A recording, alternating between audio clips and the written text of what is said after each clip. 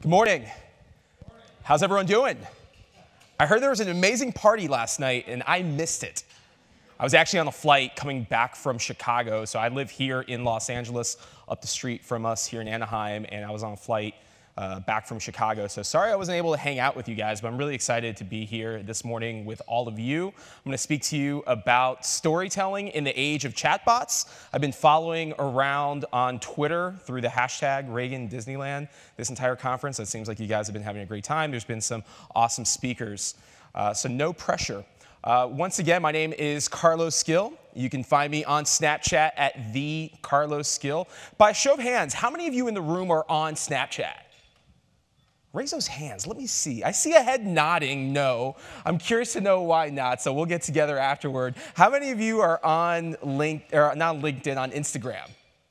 Almost all of you. Okay, excellent. So today's presentation, I'm going to talk to you not only about storytelling in the age of chatbots, but more specifically, how to leverage Snapchat for those of you that are using it or you're on there, but you're not necessarily leveraging it for business, or for those of you, like my friend in the back of the room that's still nodding her head no. Hopefully at the end of today's presentation, I'm going to hear from you that convinced you to join and actually use Snapchat. But you're also going to learn about Instagram. And I just want to go ahead and, first of all, thank Ragan for having me come out here. I have some very big shoes to fill for my friend and mentor, Brian Solis. So I'm going to jump right into it. Before I get started, for those of you that tweet, Instagram, Snap, make sure that you go ahead and add me. You can find me at CarlosGil83 virtually everywhere. And then, like I said before, the Carlos Gil on Snapchat. So a little bit about myself, professionally speaking. I've been working in social media now for 10 years. I actually started my career in South Florida as a banker, and in 2008, I found myself laid off due to the recession, due to the downturn in the economy. And the first thing that I did the day that I lost my job, which is November 5th, 2008, was I joined LinkedIn. And it was through LinkedIn where I started up my own company. It was Jobs Direct USA. It was an online job board. And I forced myself to really study how to use social media from a marketing perspective, because I didn't have a large marketing budget. And back then, social media was something that was relatively new, connecting with people, tweeting, engaging online. It was something that was relatively new from a business standpoint.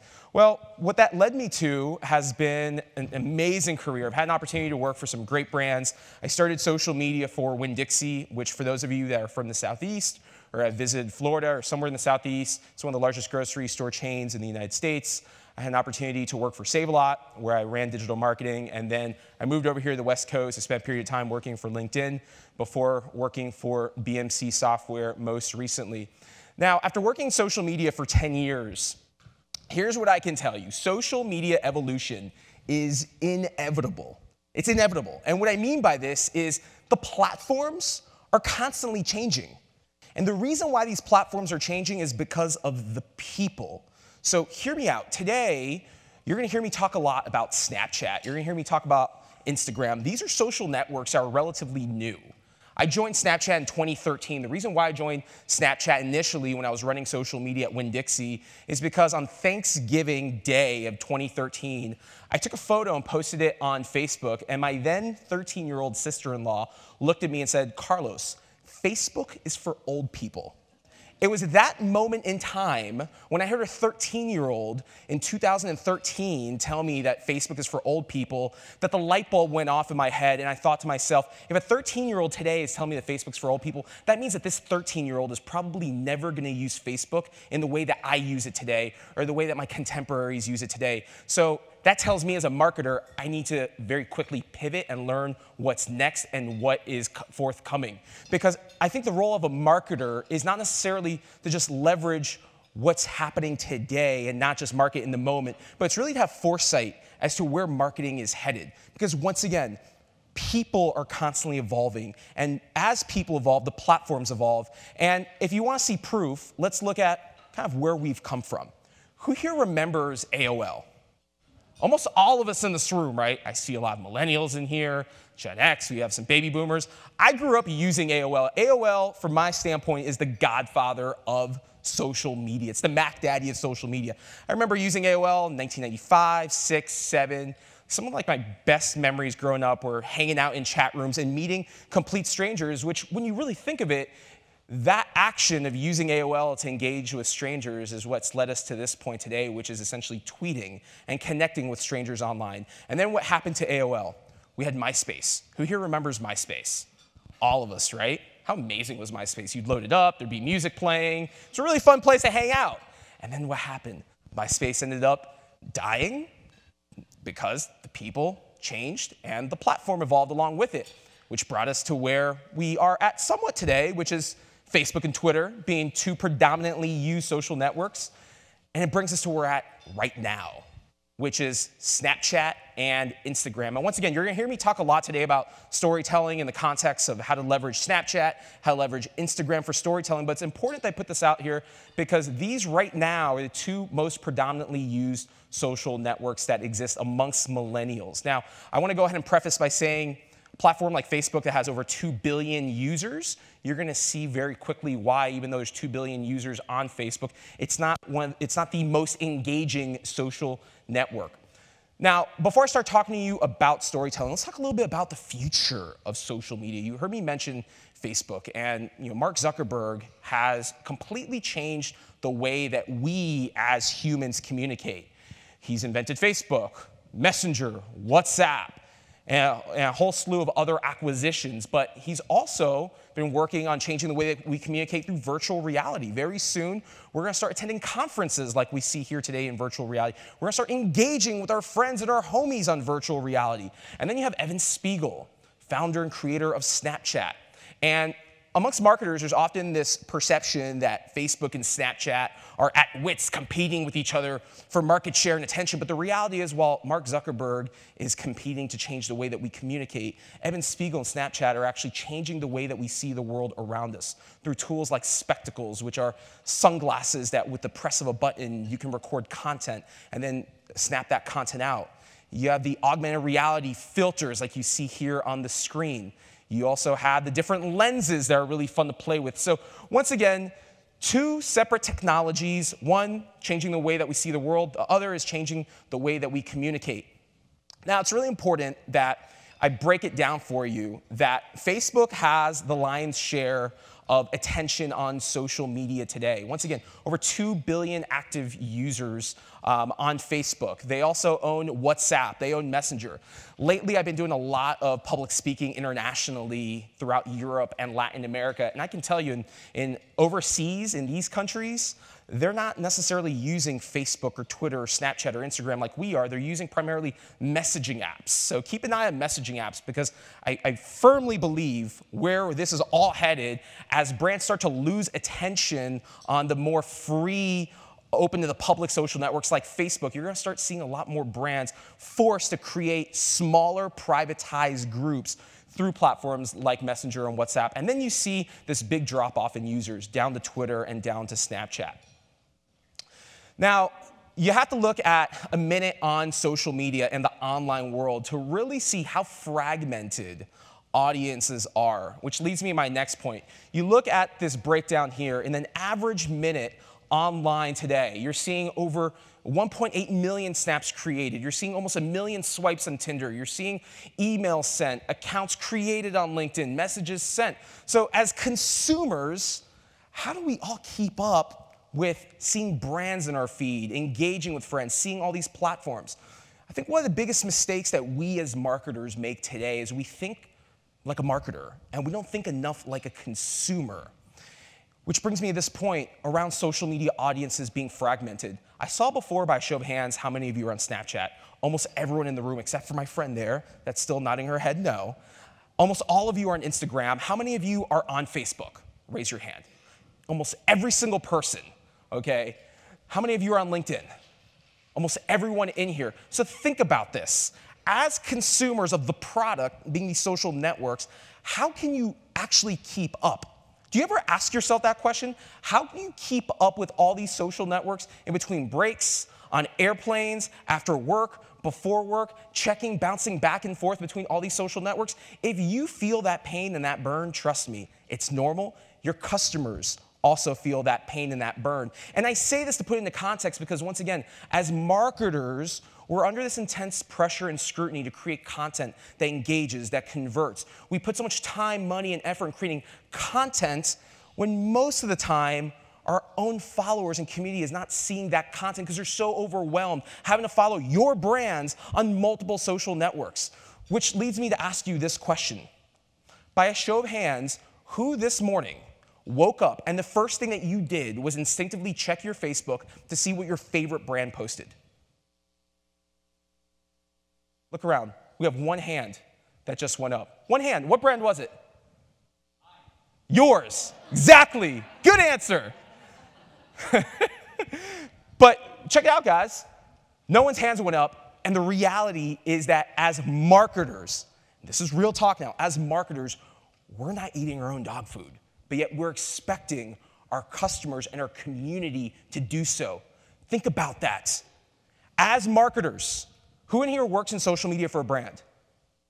A lot of us. As marketers, we instinctively are not waking up excited to go see what brands, what our competitors, because let me tell you something, working in brand marketing now for almost 10 years, leading social media for 4 large and distinct brands, I check what my competition's doing on social media. So I make it a priority. It's not the first thing I do in the day, but I make it a priority. But where I'm going with this is that if you're not doing this with excitement, once again, how do you expect your customers every single day to wake up and be excited and jump up and down because you just had a new scheduled post go out? Think about that. This right here is your audience on Facebook today. This right here. This is fact. When you think about Facebook today, it's the most powerful online advertising platform on the planet.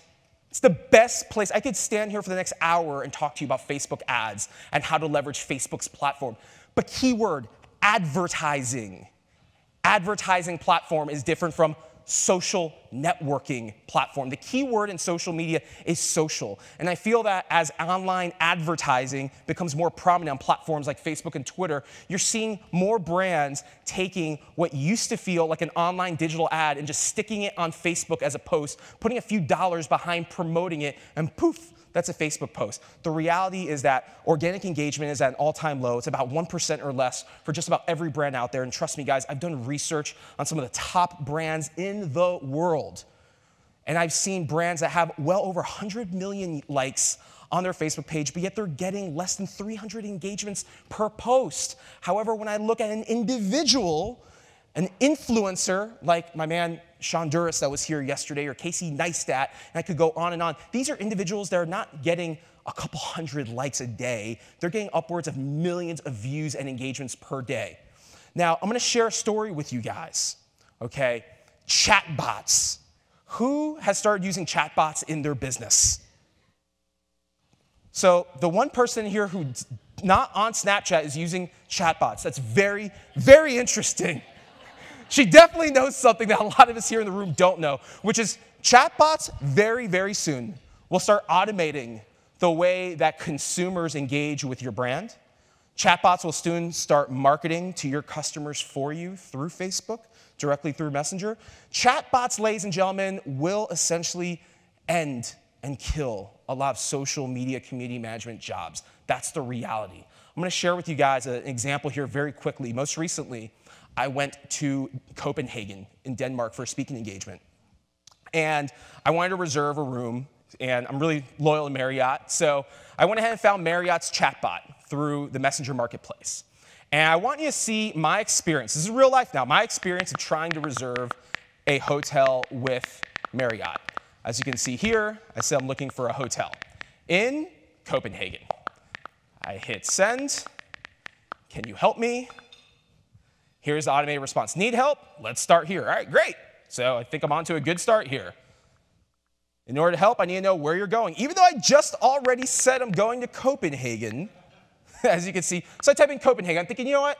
This is the first time I ever interact with a bot to legitimately buy something. So I'm going to go through this experience just like a customer of any other brand or a customer of my brand would go ahead and do. So I say here, I'm going to Copenhagen, 9/7 to 9/8 are the nights. And then it says, here, got it. Where are you going? For example, New York City. Okay. So now I'm putting business, thinking maybe if I answer something different, like my purpose, it's going to give me a different response. Now I need to know where you're going. For example, New York City. So I say Copenhagen. Great. Where are you traveling to? For example, New York City. And now I'm starting to get a little frustrated because I'm thinking, okay, I could have gone to Marriott.com and probably already been done like that. and book my room. As you can see, I'm getting frustrated. I hit Denmark, and it says, sorry, there's no hotels available. So it's literally taken me now about 1.5 to 2 minutes to describe this sequence to you. Imagine being a customer who's frustrated, who could have immediately gone onto Marriott's website. And now I get this answer here. Our customer care team is most responsive between the hours of 9 a.m. to 11 p.m. So let's think about this. The whole purpose of a brand having a chatbot is to automate the process of customer service and essentially be able to serve you when your community management team is not available, not working. And this is the answer I get. So can you guys guess what happened from this point? Anyone want to take a guess? I'll show you on the next slide here. I wound up getting an Airbnb, for starters. So Marriott didn't get my business, and I didn't get Marriott rewards points on this trip. So I was kind of upset about that, because I ended up staying in Denmark for about 5 days.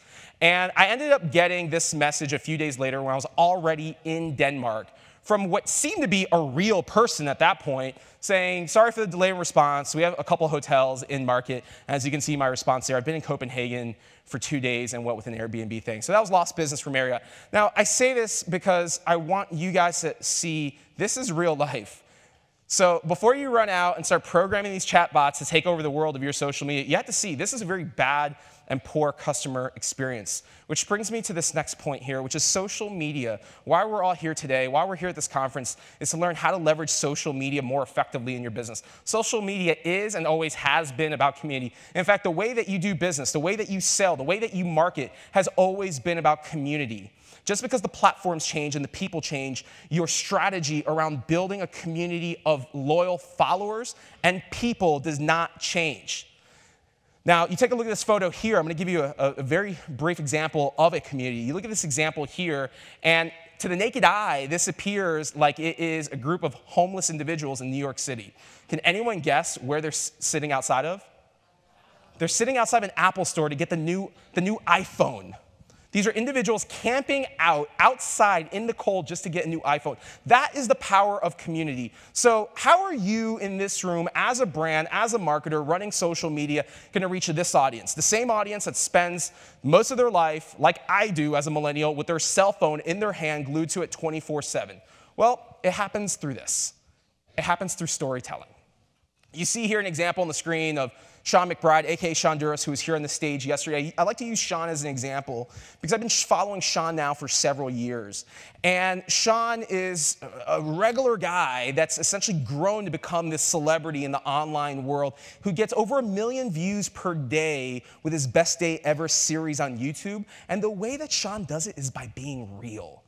Okay, by being a real human being, telling an authentic story, giving his audience a reason to come back every single day. That's storytelling. Now, storytelling is not new by any means.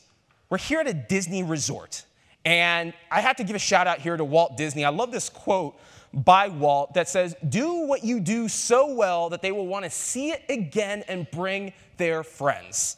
That essentially, if you could take this quote and take something away from this presentation, I would advise you to either tweet this out, print it out, put it somewhere that you can refer to, because this essentially, this quote by Walt Disney, who Walt didn't live in the social media era, but he got social media, because again, 2 words here, media is creating content in mass, social is people actually socializing, talking about it. This right here is the basis of what your social media strategy should be, whether it's storytelling, content marketing, what have you, right here. Create content that's so amazing, that has a stickiness factor that people are going to talk to their friends about it. They're going to tag their friends. They're going to retweet it. They're going to comment. They're going to share. They're going to take all these actions, which essentially put your brand first, in first priority and first position on the news feeds.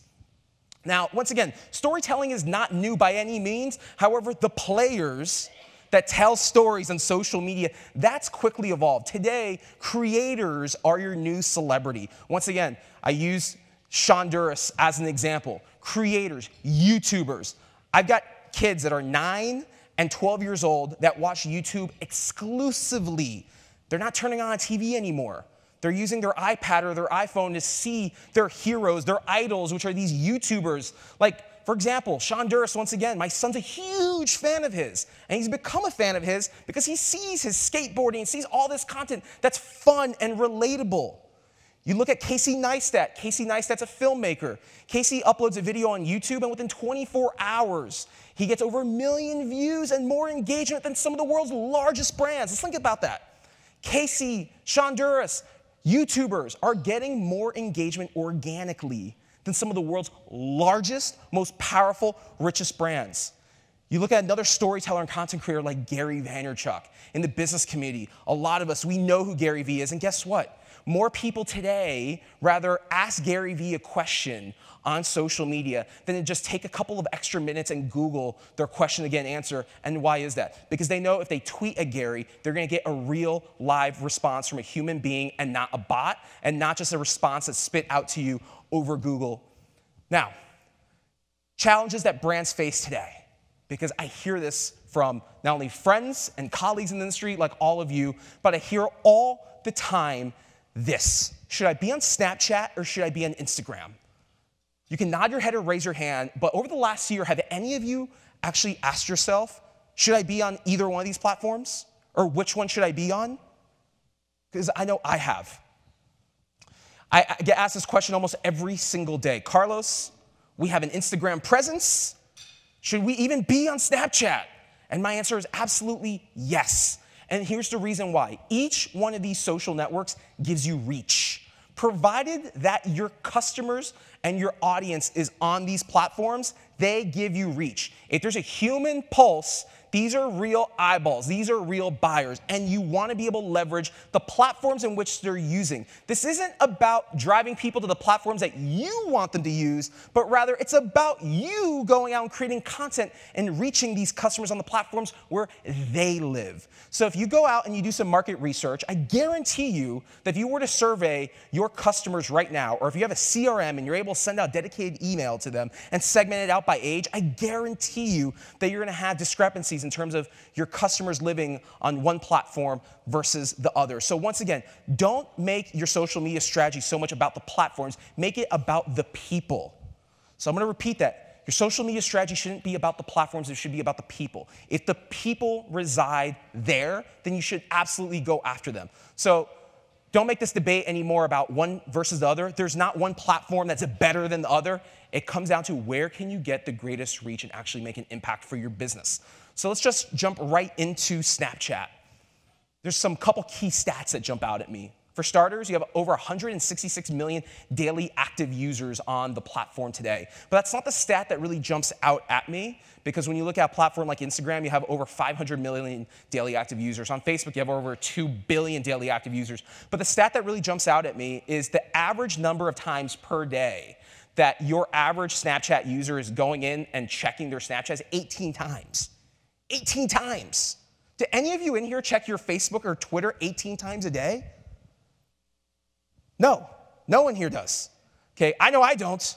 So this gentleman right here, just raise your hand. I bet you it's to check your Facebook page quite a bit, quite often. Yes? No? No, actually. On company time? Yeah, I can't. Got it. But 18 times, average Snapchat users going 18 times to check their Snapchat. That's a lot. And the reason why is Snapchat has what's called the stickiness factor, which means people have an incentive to keep checking their Snapchat. They have an incentive to keep coming back, because let's think about the nature of Snapchat. Content disappears. If you create content today, within a 24-hour period, that content is gone. You can't see it anymore. You can't bring it back. Now, I'll have a lot of marketers say to me, well, why would I want to create content on a platform if the content's going to go away and disappear and no one's ever going to see it again? Well, let's think about this. When was the last time you ever went to Facebook or Twitter to see what your favorite brand posted a week ago, or a month ago, or a year ago? Chances are you can't remember. Chances are, if you look up right now Snapchat content for some of the world's largest brands out there, because I've actually done this exercise, what you'll see is you'll see screenshots of snaps that have been tweeted, screenshots of snaps that have been put on Facebook, screenshots of snaps from consumers, so it's user-generated content that's been put out there on Instagram. So there's immense value in creating content that has that stickiness yet expiring factor, because now there's a timestamp, meaning if your content's good, there's an incentive for people to come back and keep watching it every single day. If your content's not good, guess what? They're not going to come back at all. And that's not just Snapchat or Instagram. That's every social network out there that exists. Now, the average minutes spent per day is 30 minutes on Snapchat. And that's a lot when you take into account that the average snap is somewhere around 10 seconds in length. It's as short as 1, it's as long as 10. And granted, once you stitch a story together, there are stories on Snapchat that tend to go, well over a couple of minutes in length, but the average time spent is 30 minutes per day, which leads me to the point that Snapchat, I'll actually skip around a few slides, is in fact replacing the TV. Absolutely, it's replacing the TV. When you look at the infrastructure of the Discover section of Snapchat, you see some brands on there like CNN, ESPN, others. I'm going to go back a slide here so you can see recently Disney/ABC agreed to produce original content and programming on Snapchat. So Snapchat can be defined as a messaging channel, can be defined as a social network. I like to look at it as an entertainment network because when you really think of it, if you're a sports fan like me, you can watch ESPN SportsCenter in under 3 minutes on Snapchat, whereas you would have to spend 30, including commercials, to watch it on TV. You also see recent news headlines that show that Snapchat's opening a Hollywood studio to make shows just for the first screen. You see brands out there like McDonald's that are now using Snapchat from a hiring and recruiting standpoint because they know that if they want to reach millennial applicants, they're going to do this much more effectively on Snapchat than by putting out an ad in the paper or running even a Facebook ad. So these are all examples to share with you of how Snapchat is a combination of social media, social messaging, but also replacing the traditional TV and becoming much more of a multimedia platform.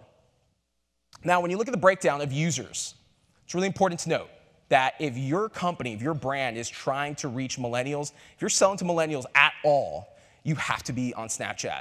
Snapchat, in fact, reaches over 40% of millennials in the US on any single given day. Now, a misconception is that Snapchat is a platform for kids, and that's just not true. When you look at the breakdown here, and this is data provided by Snap, 77% of users on Snapchat are above the age of 18. Now I'm going to share with you a very brief case study here. Are we all familiar with Gatorade? All of us in the room? Gatorade, very iconic brand that we all recognize, love, and trust. Gatorade traditionally runs a Super Bowl commercial every single year. And this year, instead of running a Super Bowl commercial, what they did was they ran what's known as a sponsored lens. So they went from spending $5 million for a 30-second TV commercial to spending $500,000, and the return for them was over 165 million people saw Gatorade's brand on Snapchat in a 24-hour period. That in itself is more than the number of people who saw the Super Bowl itself.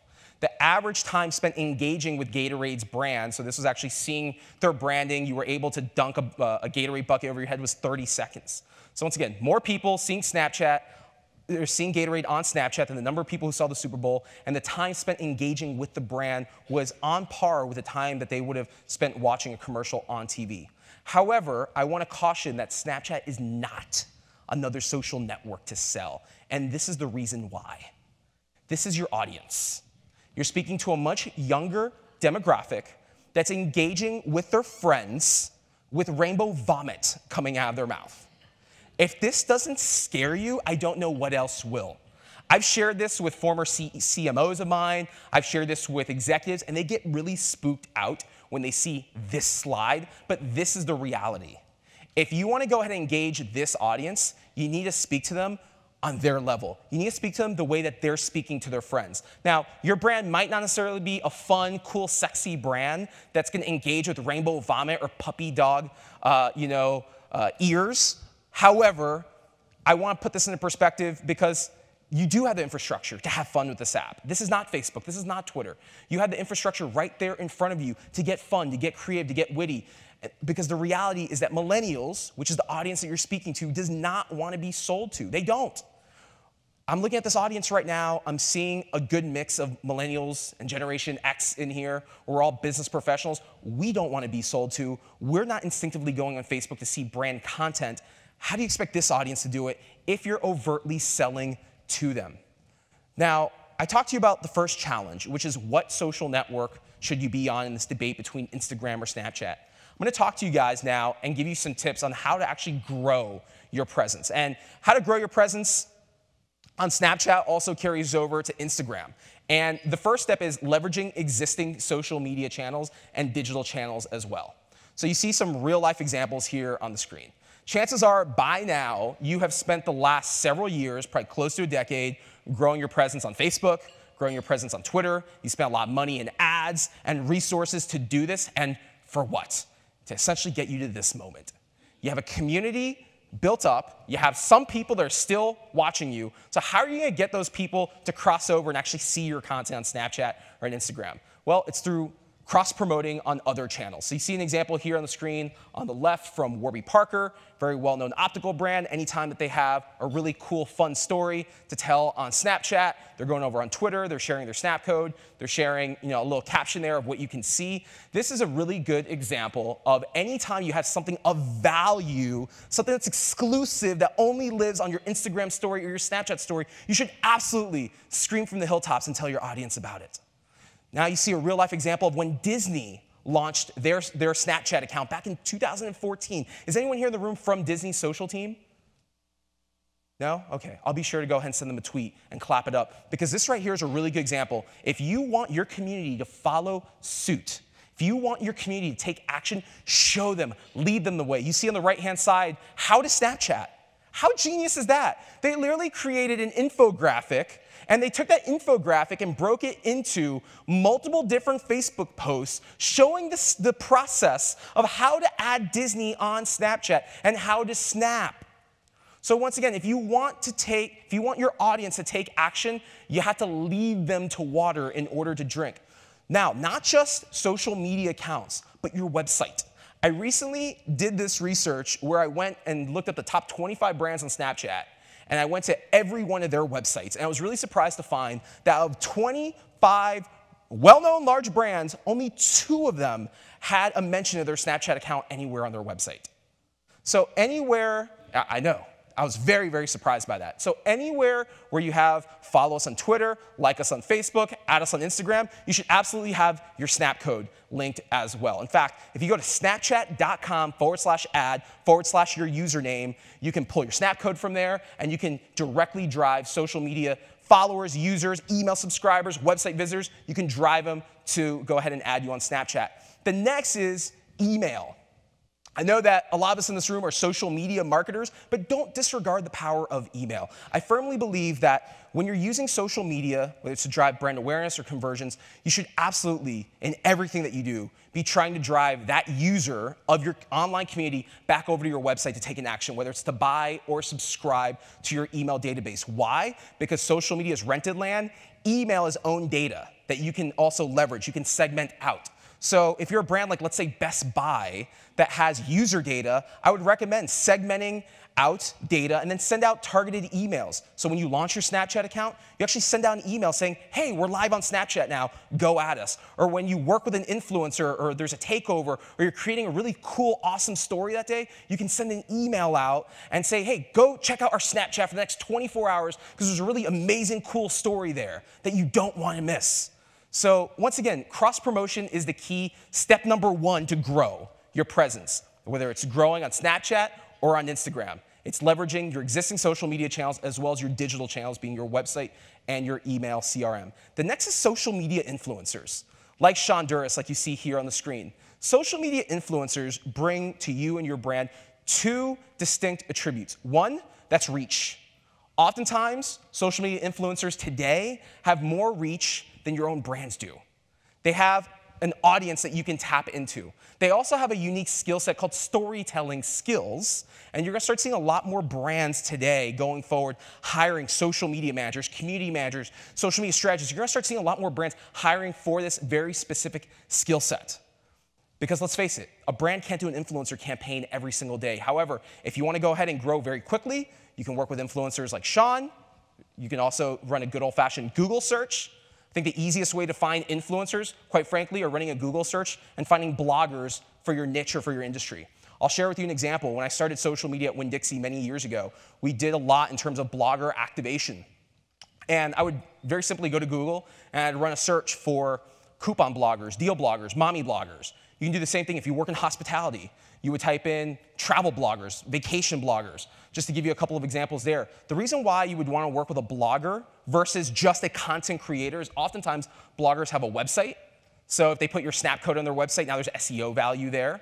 They also tend to have an email database, or they have a newsletter. So you can also leverage that as an asset, where oftentimes content creators are going to bring you really cool, fun, engaging content, animations like you see here, but they don't necessarily have, besides the following on social media, they don't necessarily have a website, or they don't necessarily have a newsletter that you can tap into. The next is geofilters. You see some examples here from Disney with their own geofilters at the park. What I really like about geofilters is a couple things. One, it's the most inexpensive way to advertise today online to reach prospective millennials through Snapchat. You can run a geofilter anywhere in the world for as little as $5 for up to 4 hours, and that's covering 200,000 square feet. I've done this exercise many times. I've dropped a geofilter in the middle of Times Square in New York City. I've dropped a geofilter in San Francisco covering about 2 million square feet for an entire Saturday, and I have only paid like $150, $200. For B2B, I often get asked, how can B2B leverage Snapchat? Very easily. Every single trade show out there in your industry, make sure that you have a Snapchat geofilter running there. College campus recruiting, if you're in consumer marketing, you're trying to reach millennials. Anytime there's a hiring event, anytime there's an open house at a college, you know there's going to be a big congregation of younger students, younger millennials there, drop a geofilter. Anytime there's a concert, anytime there's a sporting event, anytime there's a large group of people gathering together, drop a geofilter in that location and in the surrounding area. And then what you do is you follow up with a tweet tagging the hashtag to that event and say, hey, hashtag Ragan Disneyland. If you're at the event, make sure that you use our Snapchat geofilter today. Do you guys see how that works? You can literally have branded content at events all over the world and now participate in the social conversation on, say, Twitter or on Facebook just by dropping a geofilter. What I also like about geofilters is user-generated content. Let's face it, most consumers don't want to hear from your brand. They want to hear from fellow people because people believe people. People trust other people. This is why things like takeovers with influencers work. This is why influencer marketing works, because people are following people more so today than they're following and trusting brands themselves. So when you place a geofilter in a location, like for example, here at Disney World, where all over the parks, there's different geofilters, and this right here is actually a geofilter map from Disney that shares where at Disneyland there's different geofilters located, which I think is pretty fascinating. Once again, if you want your community to take action, you have to drive them to take action. So with geofilters, anyone in a location will use them. They'll create content. It's now branded content representing your brand, and once again, that's user-generated content versus having your brand have to create loads of it. So if you're challenged for resources, if you're sitting there right now and you've got a 1, 2, or 3 person social media team and you're thinking there's absolutely no way possible that we have the resources or the bench, trust me, I know how that works, guys. There's no way possible that we have the resources or the bench to create storytelling content. Start with the low-hanging fruit, which is geofilters. If there's anything that you walk away with from this specific presentation on Snapchat, make sure that's geofilters and you start using them. And also make sure that you're making geofilters fun for your audience. I think this is really fun. Here at noon today, I'm going to be going over to Disneyland, and I'm literally going to have this picture on my iPhone, and I'm going to be walking around the park trying to use every single one of these geofilters, almost like a scavenger hunt. The next is good old-fashioned Facebook and Instagram ads. So if you want to go ahead and put your Instagram or Snapchat growth on steroids, do what I did. Back in February, I spent $50. I ran a targeted ad on Facebook and Instagram, and I gained over 1,000 new Snapchat followers. The way I was able to do that is A, the ad unit was what you see there. It just said add me on Snap with my Snap code. I was targeting my users to ensure that anyone that saw my ad had an iPhone. They were seeing that ad on iOS, meaning they were actually seeing it on their phone. They were a Facebook fan of Snapchat's page, and they also liked Mashable and BuzzFeed, and they were between the ages of 18 to 34 years old, so they were a millennial. Again, $50 spent, and I gained 1,000 new fans. So if you're sitting there thinking, you know what, we don't have the time to follow all these tactics, we need to grow, then you can always put some money behind growing your presence on these channels. However, the key is ensure that anytime you're throwing money out there on ads, you're running targeted ads and you're not just throwing money at the wall. The next is location-based advertising. So a lot of businesses here in this room have a brick and mortar location. Make sure that you do what Tilly's here does. Make sure that you're doing what Neiman Marcus is doing as well, where you're actually putting your snap codes on signage in store. You're putting a snap code on the door of your business. You're making that snap code highly visible. You know, this right here is an example of a custom snap code. Pepsi now is putting snap codes on their bottles, and these custom snap codes are not linking to Pepsi's Snapchat account. They're actually linking to a contest. So once again, you don't have to be on Snapchat to have a presence on Snapchat. You can use geofilters, and you can also use custom snap codes. With a custom snap code like you see here, you can literally create the snap code, so now anytime someone sees it and they're on Snapchat, they're going to be inclined to scan it and see what it leads to, and you can connect your snap code to a website, you can connect it to a microsite, you can connect it to a contest. It doesn't necessarily need to link out to your Snapchat account. So we talked about growth, now let's talk about content. Because besides growing your account on Snapchat, creating content is really difficult. And the reason why it's difficult is because A, you're storytelling. You're not just posting a photo or a video created by your agency or created offline, then uploading it. You're actually creating real-time content. And that's something that poses a very real challenge to brands today. There's 3 pillars in terms of how your content should be. 1, fun. 2, creative. 3, educational. In everything that you do on social media, you should be having fun. I realize that most brands are not fun brands. I get it. I speak all over the world. I hear from companies that are funeral homes, to insurance, to construction. There's a lot of brands that aren't fun, but you have to make the content that you create fun. You have to, when you're creating a story, you have to look like you're having a really good time. 2, incorporate creativity and ingenuity. Use the different features that you have access to. Draw, use lenses, get really crazy, get really fun, because once again, it's an experience that you're selling to your followers on Snapchat or Instagram that should be and feel very different from Facebook or Twitter. And then the 3rd is educational. Every single brand in this room can teach your community how to go ahead and use your goods, products, and services. Every single one of them. If it's a financial services company and you sell health insurance, actually teach your community about how having health insurance works for you. Teach about how your products potentially save money. You can always teach. Now, I'm going to share with you an example of a couple brands here and how they have fun and how they storytell. You see Disney here. When they launched their Snapchat account a few years ago, they had several influencers come out to their parks and create a story of their experience, which is at the core of storytelling. Whether you're doing it as your brand or whether you're working with an influencer or you're even giving your customers access to storytell on your behalf, what you really want is for whoever's controlling the phone to be able to tell the narrative of what the experience of working or buying from your brand is like. So you see here, when Disney launched their Snapchat account, they invited Mike Platko to go to Disneyland. As you see here, he created content throughout the entire experience. It looked fun. It was a rolling 24-hour story that actually started at his house in Ohio and then ended up in Disney. The key, though, is to create original content. So I'm seeing this happen way too often, at least in my social network, where people are creating content on Snapchat. When I say people, I say it very loosely in air quotes. You've got people, regular users like us, and then you have brands that are creating content on Snapchat. They're saving it to their iPhone, and then they're uploading that content over onto Instagram. That's a big no-no. That's a big sin digitally, because repurposing your content today from Snapchat over to Instagram is the digital equivalent of serving your neighbors leftovers from your company potluck the day before. You just don't do it. That's something that you don't do. So if you want to go ahead and build this large, massive following, if you want people to convert, if you want people to care, the key word here is exclusivity. You have to create an exclusive experience on Snapchat, and you have to create an exclusive experience on Instagram. Otherwise, don't do it.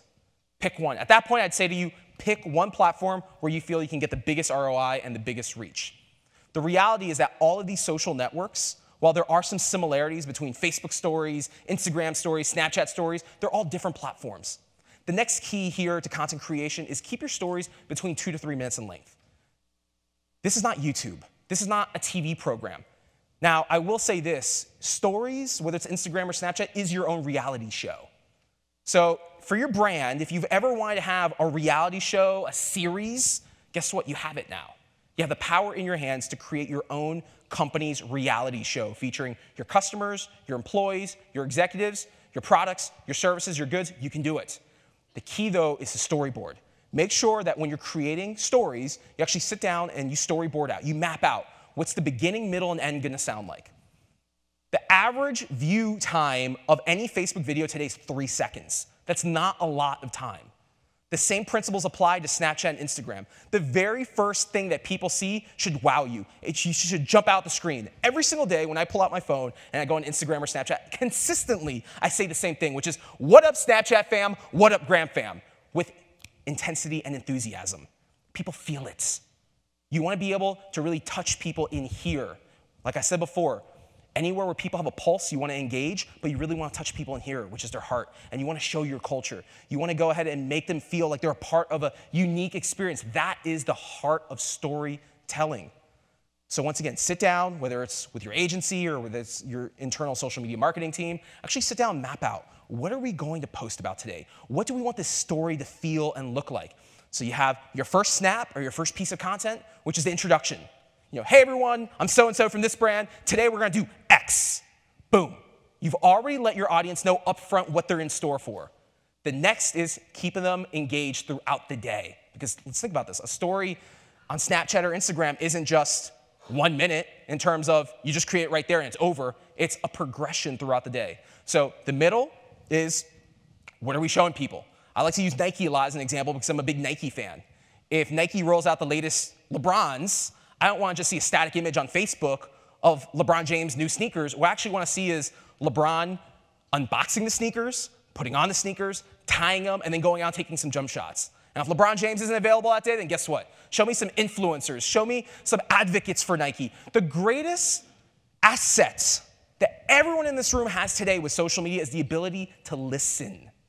Right now, you can use all the tools that you guys have access to. Sprout, Sprinkler, Hootsuite, you name it. You can use all these tools that you pay good money for, and you can identify who's talking about my brand. Think about that. You don't have to work with influencers. You can just do a very simple search. You can see who's talking about your brand, who's most engaged, who's consistently engaging with your brand, and you can reach out to them, and you can offer for them to go ahead and tell a narrative of your brand for you on your social media channels. That's a very powerful asset for you without having to even spend more than probably just product. So once again, going back to that Nike example, if LeBron James happens to be busy that day, go out and find a customer of your brand, give them access to your Snapchat or Twitter account, or Instagram, and let them go ahead and tell the narrative for you. So, the close. This is the most important part. What action do you want your community to take? This is extremely important. So almost just as important as the beginning and also the meat, which is in the middle, which keeps people engaged. Most brands will make this common mistake where they instantly go for the right hook and they're trying to sell to their community through their story right up front. Hey, today we're doing this, we got this sale, go here and buy. No, wait for the very end. If someone has gone all the way through your story, which if your story is between 2 to 3 minutes, you're factoring that's probably somewhere between a dozen or so snaps. If someone has gone through that long, you still have their attention and you still have the ability to close them. So that is why you wait for the very end to give the call to action, which should either be thank you for watching today. If at very minimum, thank your audience for watching you, because that's how you build loyalty with them. You make them feel like their view, even if it's one view, is really valued. 2, you give them a call to action to either visit our website for more information, join our newsletter, or come back tomorrow, or come back next week and watch our next story. It's that simple. But you wait for the very end to give your community the close. As we move forward with content, behind the scenes, I saw someone from NASA was speaking yesterday. Is she here currently this morning? No? So I absolutely love NASA's social media presence. First of all, I'm a native Floridian. I've been to Cape Canaveral several times. I absolutely love NASA's social media presence. Why? Because it's real. They're going behind the scenes. They're not feeding me rhetoric of why I should buy from them. They're actually letting me experience and live the brand. Once again, culture, heart, these are all things that you need to incorporate into your storytelling if you want people to feel a connection to your brand. Which leads me to this next point, which is company culture. One of the best brands that does employee advocacy really well is Cisco. Through their We Are Cisco employee advocacy program. Employee advocacy, it's one of these things, I've started employee advocacy programs at several companies out there. And employee advocacy is not limited to just giving your employees access to share content on social media. Employee advocacy is actually giving your employees control and the ability to tell the narrative of what it's like working at your company. So if, once again, you're challenged with the bench or the resources, look within your own company. Who are the millennials in your company that are passionate about Snapchat? If you want to build an organization that's recruiting top-tier talent from your competitors, you have to make sure that where you work looks like a really fun place. How do you make your workplace look really fun? Through the content that your employees create. So take an example here from Cisco. Cisco has interviews with their executives. They have day in the life of their employees. They're showing you their cafeteria. They're showing you the inner workings. When we launched over at BMC Software, when we launched Snapchat, Snapchat at BMC wasn't for B2B sales. It wasn't to sell SaaS. It was actually to showcase what BMC Life is about. So I would encourage you, if there's anything that you ended up doing on Snapchat that you do really well, actually showcase what the experience of working for your company is like. Now, I'm going to talk to you about Instagram for a moment here because this is where we deviate, and Instagram has some different functionality that Snapchat doesn't possess. There's a few keys to Instagram if you want to use this really well. And I know the question I often get asked is reach. How do we get more people seeing our stuff? And it's very simple. Hashtags and locations are going to be the key to helping expand your reach. With each post that you share on Instagram, whether it's a video or a photo or a gallery, you can use up to 30 hashtags. My recommendation to you is don't use the hashtags that are most commonly used. Actually use the hashtags that have maybe a couple hundred or a few thousand posts within them. So hear me out now. When you use a hashtag, if you use a hashtag like love, just the word love, there are millions of posts that already have that hashtag. So very quickly, your photo is going to get lost in Instagram's feed. If you put, however, love with like your brand, or you put another word, chances are there's a lot less people that have used that hashtag before. That way, your content is going to live in that feed much longer. So make sure you're using at least up to 30 hashtags in your content. The next is locations. What I love about locations, right, is I could go ahead and I could look up this resort right now on Instagram, and I can see a feed of content of people that have stayed here and then make my decision if I'm going to go ahead and stay at this resort. Same thing applies with your businesses out there. So make sure that you're tagging your content. Make sure you're using some of these different features that Instagram recently rolled out, like polls, which once again create that stickiness factor and make people not only want to participate and engage with your content live, but also come back and see the results later. Now, moving forward, who here is using Facebook Live or live video to some capacity? A lot of us, right? I'm a big fan of live video because I think that the narrative of bringing your brand to life, whether it's telling a very short story and creating micro content on Snapchat or Instagram, or creating a well-produced live video, is what makes people feel much more connected than just seeing a static image. However, the key that I said before here is quality video. One of the things I often see companies make a mistake is two things. One, they don't schedule their lives in advance. So a brand goes live on Facebook, I had no knowledge of it. I see a little notification. If I'm busy in that moment, I can't see it. I have no notice of it. The second is the production quality. Oftentimes, a lot of brands are using an iPhone or an Android to create a live. The awesome thing about Facebook Live nowadays is, A, you can schedule your content out in advance. So you can let your community know, let's say a week out, you can create a whole event about it. Let's say there's going to do, like in this case, Martha Stewart is going to do a takeover of your brand, or Sean Durst is going to do a takeover of your brand. You can actually schedule that in advance. You can also use high definition, high quality equipment, like the cameras that are recording this right now. So you don't have to depend anymore on just doing a spur of the moment Facebook Live. So if you're going to do live video, I think what you need to do is you really need to orchestrate your live video, and you need to follow this process right here, which is what kind of my guidelines for multi-channel awareness. Having multi-channel strategy is the key here. Just like all of you as consumers use multiple social networks, your customers use multiple social networks. You as brand marketers use multiple social networks to reach your audience. So this right here is my guideline. I use Snapchat and recommend Snapchat for behind the scenes. So this is to take your audience behind the scenes of your brand, whether it's showing a day in the life of working at your brand, whether it's showing a day in the life of a customer, whether it's doing a takeover with an influencer. Snapchat to create behind the scenes organic content. Next is Facebook Live to create, which there's a big difference here between create and curate. So with Facebook Live to create, it's an experience, it's an event. What goes into that?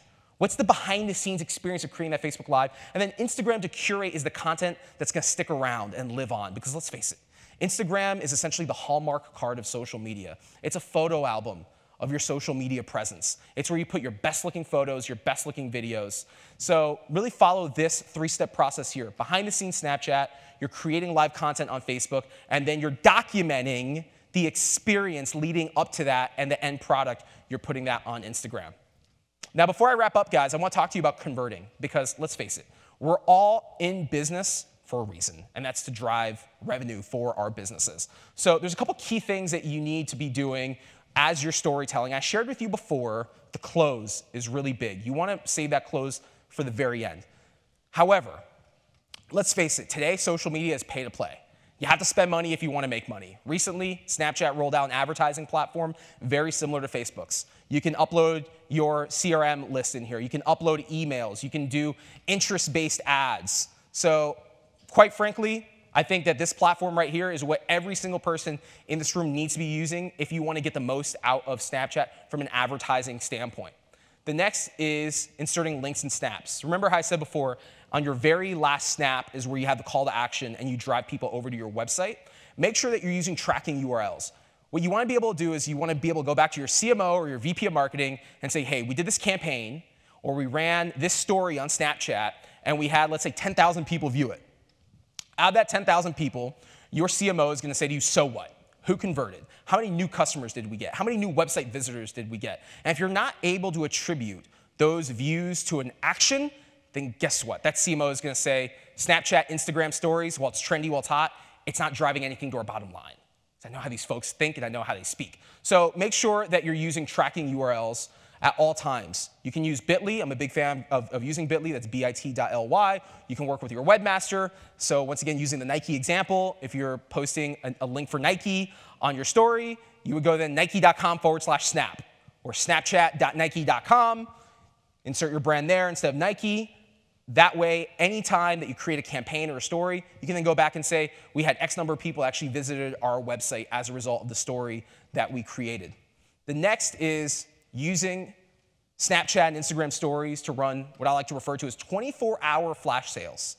So once again, content disappears within a 24-hour period. That actually works to an advantage for you, because now you can create a really cool story. You can get people excited about your products, goods, and services. And then you can say, hey, if we're Disney, we've got a 10% off discount on tickets if you purchase today only. How do you measure that sale? Very easily. You give an exclusive coupon code, and you drop that in your snap or in your story, like you see in these examples here today. You 30% off today. You go to the website, you put the code BESTIES. This is something that your brand should be doing anytime that you're running a sale. I'll give you guys a very quick example. Sephora, who we all know for the most part, last year for Black Friday, they actually announced $10 deals exclusively on their Snapchat account before anyone else knew about them. And what they did was they sent an email out to their email database saying, go to our Snapchat account tomorrow between this hour and this hour, and you'll see our $10 deals that we're going to be offering in store on Black Friday. So that's a way that you can get people excited within a 24-hour period for a legitimate sale in store, or if you have a virtual sale, if you run an e-commerce business, you can follow these steps here. The last tip for content creation and also for engagement is to have fun. Snapchat's not Facebook, it's Snapchat. Snapchat's not Instagram, it's Snapchat. There's a certain level of fun that's been removed from marketing, because I get it, guys. We're all under intense scrutiny and pressure from our internal management all the way on up to go ahead and show the value that social media, especially things like storytelling and Snapchat and Instagram, which is new. There's intense scrutiny and pressure that we're under to actually show that this works. However, if you're not having fun in your jobs, if you're not having fun in the content that you create, that's going to go ahead and translate over to your customers, and they're going to go ahead and feel that as well. So I'm going to share with you an example before I get off the stage here of someone that does have fun with their content. Does anyone in this room know who this is? DJ Khaled, yes. It would be really embarrassing if no one knew, and it happens to me sometimes. There's a reason why I put DJ Khaled in all of my presentations. Once again, I've had CMOs and CEOs see this slide right here. We see a guy shirtless, jet skiing around Biscayne Bay in Miami. DJ Khaled wakes up in the morning, he documents his breakfast, he documents what he's doing throughout the day, he documents what he's doing at night, he's telling a story. Remember, beginning, middle, and end. He keeps people through this natural progression. In the year 2017, almost 2018, DJ Khaled has cracked the code and figured out the one thing about social media that most brands don't get yet, and that's how to be real, how to be authentic, how to be transparent. DJ Khaled gets more views than the Kardashians do. DJ Khaled, with this content, gets over 3 million views per snap and over 6 million views per post on Instagram. That's a lot. Again, by being real and being authentic and telling a story from beginning, middle to end. So I'm going to leave you guys on this note. This is my challenge to all of you. Every brand in this room, every brand watching, every single brand needs to be much more like DJ Khaled and less like a brand. Thank you so much for your time, guys. Thank you, Carlos.